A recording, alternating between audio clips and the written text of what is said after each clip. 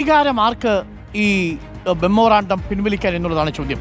നിലവിൽ മുഖ്യമന്ത്രി ഉപയോഗിച്ച വാക്ക് റിവ്യൂ ചെയ്യാൻ വേണ്ടി ഒരു ഉപസമിതിയെ തീരുമാനിച്ചുവെന്നാണ്. യഥാർത്ഥത്തിൽ റിവ്യൂ ചെയ്യാൻ കഴിയുമോ എന്നുള്ളതാണ് ചോദ്യം.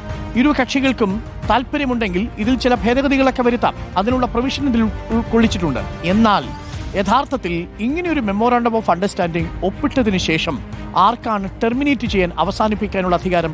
അത് മെമ്മോറാണ്ടം ഓഫ് അണ്ടർസ്റ്റാൻഡിംഗിന്റെ ഏറ്റവും ഒടുവിലത്തെ പേജിൽ പറയുന്ന ഭാഗം ഇങ്ങനെയാണ്: DOSC, അതായത് department of school education and literacy, കേന്ദ്ര സർക്കാരിന്റെ സ്കൂൾ വിദ്യാഭ്യാസ വകുപ്പും മിനിസ്ട്രി ഓഫ് എഡ്യൂക്കേഷൻ, വിദ്യാഭ്യാസ മന്ത്രാലയം, reserve the right to resign, cancel, terminate the agreement in the interest of public by giving notice of 30 days.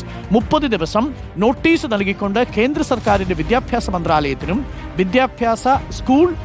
വിദ്യാഭ്യാസ വകുപ്പിനും മാത്രമാണ്, കേന്ദ്ര സർക്കാരിനും മാത്രമാണ് ഈ മെമ്മോറാണ്ടം ഓഫ് അണ്ടർസ്റ്റാൻഡിംഗ് ടെർമിനേറ്റ് ചെയ്യാനുള്ള അധികാരമെന്ന് വ്യക്തമായി പറയുന്നു.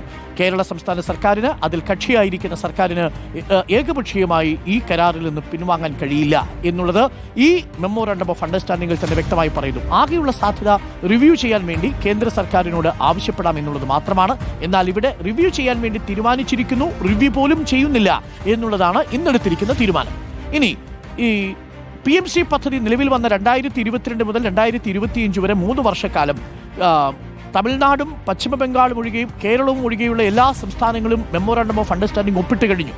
PMC പദ്ധതിയിൽ ഒപ്പിട്ട ഏതെങ്കിലും സംസ്ഥാനം ഒപ്പിട്ടതിന് ശേഷം ആ പദ്ധതി വേണ്ടെന്ന് വെച്ചിട്ടുണ്ടോ? ഉണ്ട്.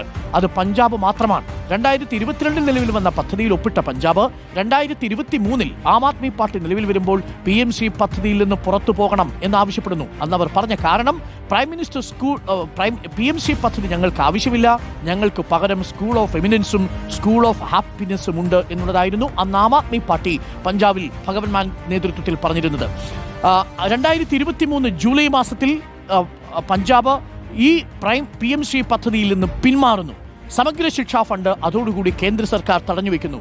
ഒന്നും രണ്ടുമല്ല, തടഞ്ഞുവെച്ചത് 515 കോടിയോളം രൂപയാണ്. അങ്ങനെ ഒരു വർഷക്കാലം പഞ്ചാബിലെ സംസ്ഥാന സർക്കാരും കേന്ദ്ര സർക്കാരും കത്തിടപാടുകൾ നടത്തുന്നു. 515 കോടി രൂപ. 2023-24 SSK ഫണ്ട് 380 കോടി രൂപ പഞ്ചാബിന്റെ തടയുന്നു. 2024-25 വർഷം PMC നടപ്പാക്കാത്തതുകൊണ്ട് 165 കോടിയും തടഞ്ഞു. അധ്യാപകരുടെ ശമ്പളം മുടങ്ങുന്നു. വലിയ പ്രതിസന്ധിയിലേക്ക് പഞ്ചാബ് പോകുന്ന സാഹചര്യം. 2024 ജൂലൈ മാസമാകുമ്പോഴേക്കും ഒരു വർഷത്തിനു ശേഷം ആം ആദ്മി പാർട്ടി PMC പദ്ധതിയിൽ നിന്ന് പിന്മാറിയ നിലപാട് തിരുത്തി PMC പദ്ധതിയിൽ വീണ്ടും ചേരുന്നു. അതോടുകൂടി 2025-26 വർഷത്തേക്കുള്ള 775 കോടി പ്രഖ്യാപിച്ചു. ആദ്യ ഗഡുവായി 183 കോടിയും അനുവദിക്കുകയും ചെയ്തു. കേരളം ഒപ്പിടാതെ പോയാൽ സംഭവിക്കുന്നത് പഞ്ചാബിന്റെ അതേ ഗതി തന്നെയായിരിക്കും. നിലവിൽ നമുക്ക് കിട്ടേണ്ട 1283 കോടിയിൽ 971 കോടിയുടെ പ്രപ്പോസൽ കേരളം സമർപ്പിച്ചു കഴിഞ്ഞു. PMC പദ്ധതി റിവ്യൂ ചെയ്യാൻ കേരളം തീരുമാനിക്കുന്നതോടുകൂടി ആ ഫണ്ട് കേരളത്തിന് ലഭിക്കാത്ത സാഹചര്യമുണ്ടാകും. ഇതാണ് യഥാർത്ഥത്തിൽ സംഭവിക്കാൻ പോകുന്നത്. രാഷ്ട്രീയമായി ആരുടെ വിജയം എന്നതിനും അപ്പുറത്തേക്ക് SSK നമുക്ക് നൽകേണ്ട 971 കോടി രൂപ നമുക്ക് ഇല്ലാതെയാകും. PMCക്ക് ലഭിക്കുന്നത് നാമമാത്രമായ തുകയാണ്. 200-250 കോടി രൂപ മാത്രമാണ് എന്നുള്ളതാണ് വാസ്തവം. ഇതാണ് യഥാർത്ഥത്തിൽ സംഭവിച്ചിരിക്കുന്നത്.